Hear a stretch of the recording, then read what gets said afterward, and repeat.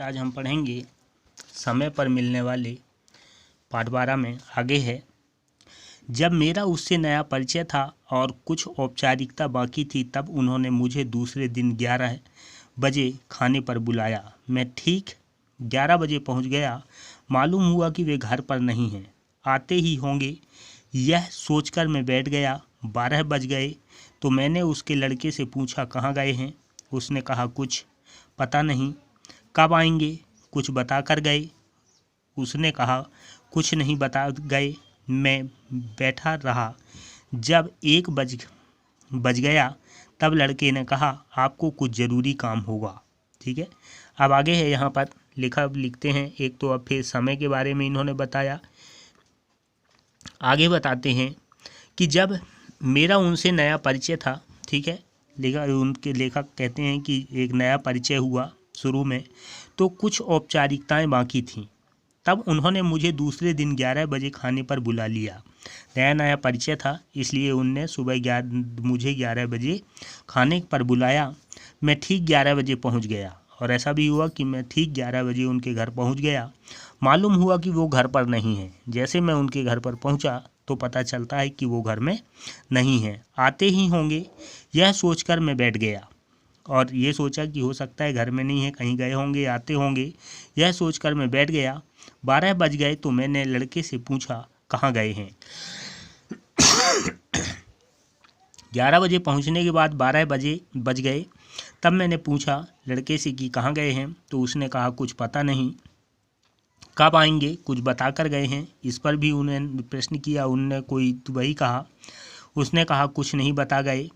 मैं बैठा रहा, ठीक है, उस समय भी मैं बैठा रहा। जब 1 बज गया तब लड़के ने कहा, आपको कुछ ज़रूरी काम होगा। 1 बजे तक मैंने उनकी वहाँ प्रतीक्षा की। मैं उसे कैसे बताता कि क्या काम है? ठीक है, आगे यहाँ बताते हैं कि मैं अब कैसे बताता कि क्या काम है। इतना मैं अलबत्ता समझ गया कि इस परिवार में मेरे भोजन का कोई सिलसिला नहीं है। ठीक है, और इतने टाइम तक बैठने से पता चल गया कि जो भोजन के लिए बुलाया गया है, तो इसमें इस परिवार में मेरे भोजन के लिए कोई सिलसिला नहीं है, कुछ भी नहीं है। मैं थोड़ी देर और बैठकर उठ गया। शाम को मुझे मालूम हुआ कि जब मैं उनके घर बैठा था तब वे खुद दूसरे के घर भोजन कर रहे थे। ठीक है, और शाम को जब वो मिले तब मालूम हुआ कि जिस समय वो मेरे को बुलाए थे, मैं उनके घर गया था, ठीक है, भोजन के लिए। उस समय वे खुद किसी दूसरे के यहाँ भोजन कर रहे थे। मुझे मिले तो बहुत दुखी हुए। जब उनसे मिले तो वो बहुत दुखी हुए, कहने लगे, अरे बड़ी गलती हो गई, मैं भूल ही गया, फला के यहाँ बैठा था। ठीक है, उन्होंने बहुत जोर दिया तो मैंने वहीं खाना खा लिया। अच्छा, अब कल ज़रूर आ जाओ। ठीक है, और इसके बाद उनने फिर वही वो किया कि गलती हो गई। उनने मेरे को जोर दिया कि इसलिए मैं चला गया, और जाने आप कल फिर आ जाइए, कल मैं ज़रूर मिल जाऊंगा। इस तरह से उनने फिर बात कही। कई सालों के उनके साथ के अनुभवों से सावधानी की दीवार मैंने अपने आसपास खड़ी कर ली थी।